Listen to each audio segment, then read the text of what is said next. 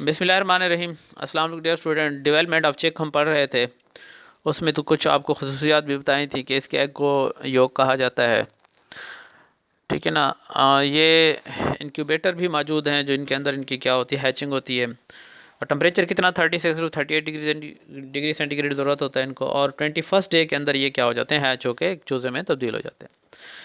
अब डेवलपमेंट की कुछ स्टेजेस हैं जहाँ से उस चिक को गुजरना पड़ता है, तब जाके वो चिक में क्या होता है, तब्दील छोटे चूज़े में तब्दील होता है।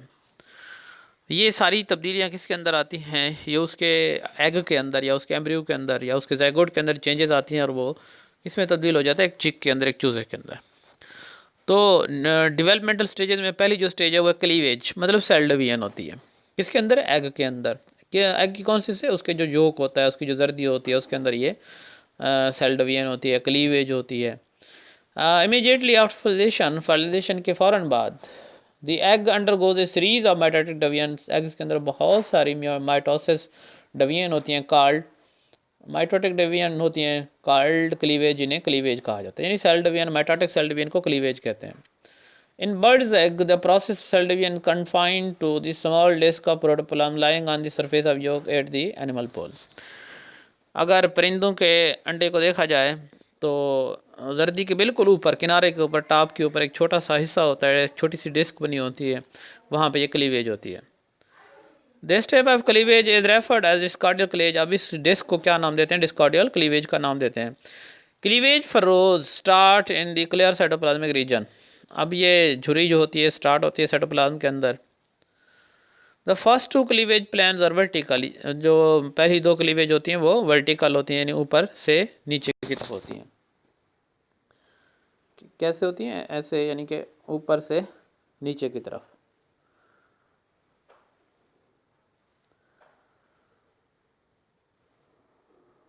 While the third runs horizontal parallel to the surface and thus cuts under neath the cytoplasm and separated from the yolk.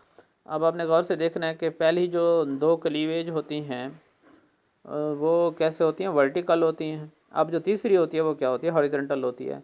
अब ये साइटोप्लाज्म को मुख्तलिफ हिस्सों में, मुख्तलिफ पार्ट्स में क्या कर देती है, डिवाइड कर देती है। The successive cleavage become irregular and number of cells increase. अब बहुत सारी एक के बाद दीगरे क्या होती हैं, क्लीवेज होती हैं।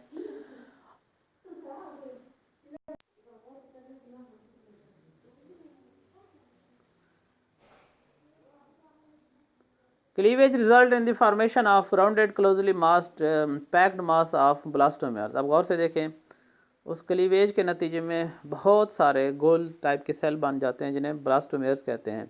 और ये किस में होता है, दूसरी स्टेज में होता है, जिसे मारूला का नाम देते हैं। This is morula. It consist of disc shaped mass of cells 2 or more layers in thickness lying close to the yolk.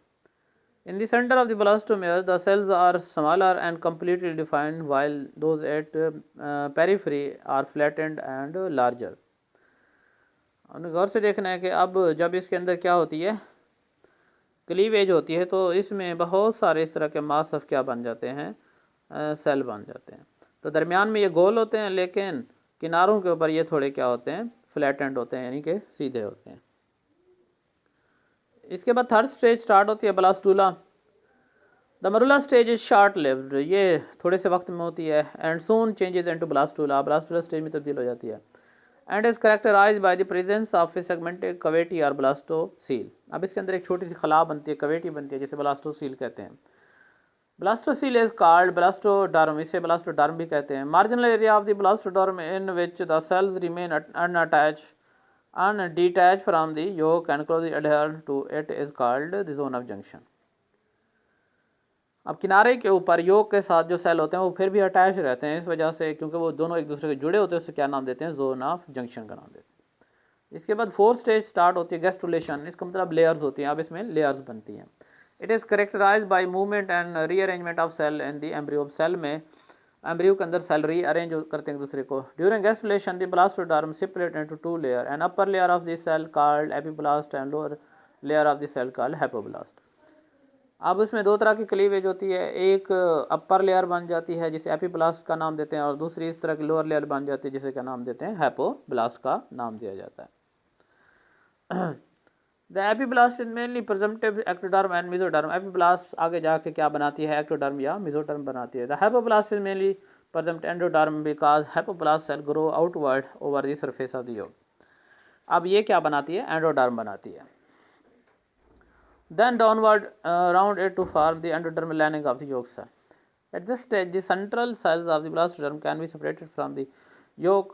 Under these central cells, a pool of fluid develops, raising them of the yolk and giving their a translucent appearance, the area pellucida. While the peripheral part of the blastoderm, where the cells lie unseparated from the yolk, is termed as area opaca. The white area that transmit light, the upper layer of the blastoderm consists of mesoderm and ectoderm.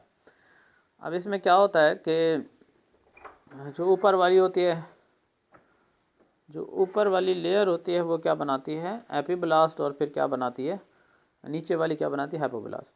अब ये जो दरमियान वाला area, इन दोनों के दरमियान जो area, इसे एरिया पेलुसिडा कहते हैं, और ये वाला जो एरिया है जिसमें अटैच हैं एक दूसरे के, इसे एरिया ओपेका का नाम दिया जाता है।